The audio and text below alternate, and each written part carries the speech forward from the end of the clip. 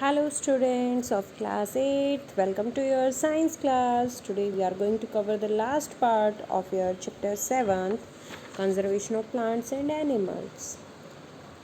अब आज हम बात करेंगे, हमने डिफरेंट टाइप ऑफ स्पीसीज़ देख लिया क्या होते हैं. अब हम बात करेंगे conservation of forest and wild life कि जो फॉरेस्ट है, वाइल्ड लाइफ है, उसको हम कैसे कंजर्व कर सकते हैं, यानी कि संरक्षित कर सकते हैं बेटा, मतलब बचाव कर सकते हैं. Right, we should conserve forest and wildlife to preserve biodiversity. Biodiversity को बचाने के लिए हमें दोनों को ही कंजर्व करना पड़ेगा. राइट, बायोडाइवर्सिटी में चाहे हमारे प्लांट्स हैं या एनिमल्स हैं, both are included. To prevent the endangered species from becoming extinct. मेरे बात तो जो एंडेंजर्ड स्पीसीज़ हैं कहीं वो लुप्त ना हो जाएं, ख़त्म ना हो जाएं बिल्कुल पूरी तरह से. और जो हमारा इकोलॉजिकल बैलेंस है उसको मेंटेन करने के लिए कुछ मेजर्स हमें लेने चाहिए जो कि फॉरेस्ट एंड वाइल्ड लाइफ को बचा सकते हैं. पहला, एफोरेस्टेशन बेटा. एफोरेस्टेशन आपको पता है कि प्लांटिंग ऑफ ट्रीज़, यानी कि हमें ज़्यादा से ज़्यादा प्लांटिंग ऑफ ट्रीज़ करना चाहिए ताकि जितने ट्रीज़ हम कट करते हैं उससे ज़्यादा हमारे जो ट्रीज़ हैं वो प्लांट हो जाएं. ठीक है बेटा, और जहाँ तक पॉसिबल हो ट्रीज़ को कट नहीं करना चाहिए. राइट, नेक्स्ट बात करते हैं हम preventing forest fires. Forest fire जो हैं उनको भी कोशिश करनी चाहिए कि वो कम से कम हो. वहाँ पे जो हमारे फॉरेस्ट डिपार्टमेंट्स हैं उनको कुछ इस टाइप की चीज़ें यूज़ करनी चाहिए, like spraying fire extinguishing solutions जो हैं हम वो यूज़ कर सकते हैं. एयरक्राफ्ट की हेल्प से वहाँ पे किया जा सकता है, यानी कि उस टाइम पे, ताकि क्या हो कि वो जो फॉरेस्ट फायर लगी हो उसकी वजह से पूरे के पूरे पेड़ ख़त्म ना हो जाएं. प्रिवेंटिंग ओवर ग्रेजिंग, जो ओवर ग्रेजिंग है उसको प्रिवेंट कर सकते हैं हम फॉरेस्ट को सेव करने के लिए. राइट बेटा, नेक्स्ट हम बात करते हैं wild life. Wild life conservation है वो भी क्लोजली रिलेटेड है बेटा फॉरेस्ट कंजर्वेशन से. पहले तो हमने फॉरेस्ट की बात की थी, अब हम बात करें वाइल्ड लाइफ की. When a forest is destroyed a large number of animals become extinct और एंडेंजर्ड. अगर फॉरेस्ट डिस्ट्रॉय होता है तो जो एनिमल्स हैं वो भी एक्सटिंक्ट या एंडेंजर हो जाएंगे. राइट, क्योंकि एनिमल कहाँ रहते हैं, फॉरेस्ट में रहते हैं. तो इसीलिए वाइल्ड लाइफ को कंजर्व करने के लिए क्या ज़रूरी है, फॉरेस्ट का कंजर्वेशन. और उसके लिए हम क्या ले सकते हैं, हंटिंग रेगुलेशन. गवर्नमेंट लॉज जो हैं स्ट्रिक्टली इम्प्लीमेंट होने चाहिए ताकि जो हंटिंग है उसको बैन किया जा सके.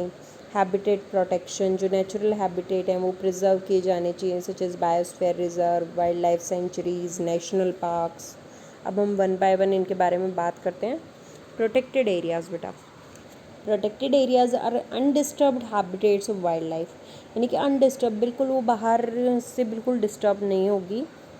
For conserving and maintaining biological diversity, अगर हमें बायोलॉजिकल डाइवर्सिटी को कंजर्व करना है और मेंटेन करना है तो एरियाज़ बोथ ऑन लैंड, चाहे लैंड पर एरियाज़ हैं या वाटर में, उन्हें लीगल लॉज और के थ्रू हमें उनको प्रोटेक्ट करना पड़ेगा.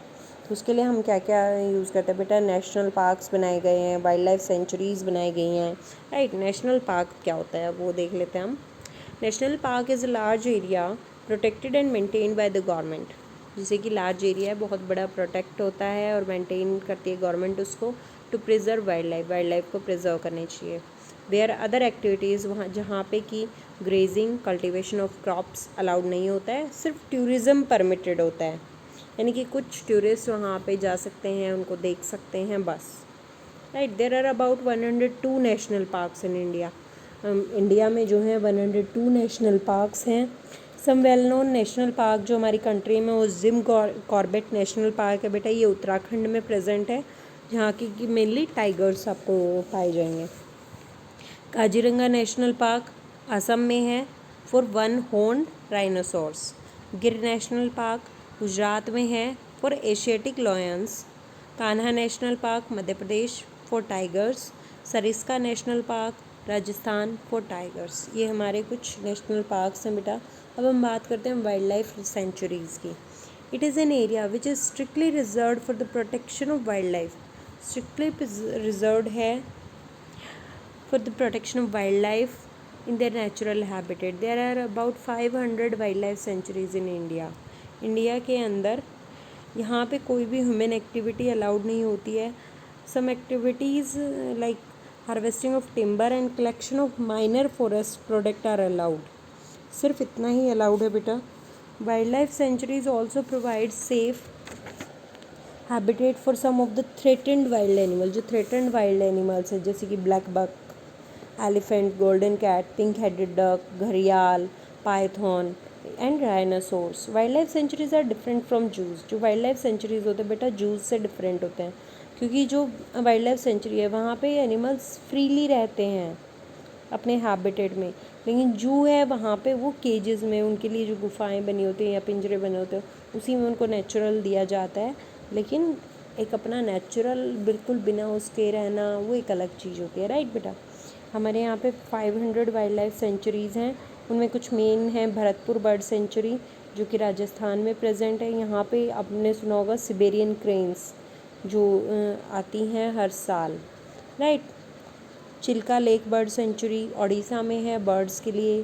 Sultanpur lake bird sanctuary Haryana में है बर्ड्स के लिए। बांदीपुर सेंचुरी कर्नाटका में है इंडियन एलिफेंट्स के लिए। मादुमलाई सेंचुरी तमिलनाडु में है बेटा for Indian elephants. Right, next हम बात करते हैं बायोस्फीयर रिजर्व्स की बेटा। ए multipurpose protected area which is developed to conserve biodiversity. Biodiversity को कंजर्व करने के लिए बनाया गया। Also to educate, train and create awareness about environmental aspects and eco friendly living is called a biosphere reserve. यानी कि वहाँ पे एजुकेशन, ट्रेनिंग और अवेयरनेस भी क्रिएट की जाती है। There are 18 biosphere reserve in India. India में जो है 18 बायोस्फीयर रिजर्व्स हैं। उनमें से कुछ वेल नोन हैं Nilgiri biosphere reserve, Nanda Devi biosphere reserve, Sundarban biosphere reserve, gulf of Mannar biosphere reserve. Biosphere reserve में also contain other protected areas in it. इसके अंदर कुछ और प्रोटेक्टेड एरियाज भी आ सकते हैं। For example Pachmarhi biosphere reserve है, उसके अंदर एक नेशनल पार्क नेम्ड सतपुड़ा और 2 वाइल्ड लाइफ सेंचुरीज बोरी एंड पचमारी, ये भी आते हैं बेटा। इसके अलावा बेटा एक है रेड डाटा बुक बनाई जाती है जिसके अंदर जितने भी एंडेंजर्ड एनिमल, प्लांट और अदर स्पीसीज हैं उनका रिकॉर्ड रखा जाता है। राइट बेटा, नेक्स्ट बात करते हैं हम माइग्रेशन की। Seasonal movement of bird and other animals in large number. यानी कि सीजनली जब मान लो एक जगह का टेम्परेचर, मौसम चेंज हो रहा है तो उस टाइम पे वहाँ से मूव कर जाते हैं कुछ जो एनिमल्स होते हैं वो, चाहे वो बर्ड्स भी हो सकते हैं। Right, birds and other animals in large to overcome unfavourable condition, क्योंकि वहाँ पे अनफेवरेबल कंडीशंस आ जाती हैं जो कि वहाँ पे वो लोग सर्वाइव नहीं कर पाते। रीज़न यही है to escape the harsh and unfavourable climate condition, to get more favourable condition of temperature, food और वाटर। राइट बेटा, to get a suitable place for reproduction के लिए सूटेबल प्लेस। फॉर एग्जांपल जो साल्मन फ़िश होती है वो salt water से fresh water में चली जाती है बेटा टू ले एग्स देने के लिए और वापस आ जाती है। फ्रेश वाटर में जो है eels go to salt water from fresh water to lay eggs, और फ्रेश वाटर ईल्स जो हैं वो साल्ट वाटर में जाती हैं फ्रेश वाटर से। यानी कि हर एक का जो है अपना अपना अलग क्राइटेरिया होता है कि वो कहाँ पे ज़्यादा बेटर समझती है अपने आप को। राइट बेटा, thank you and have a nice day.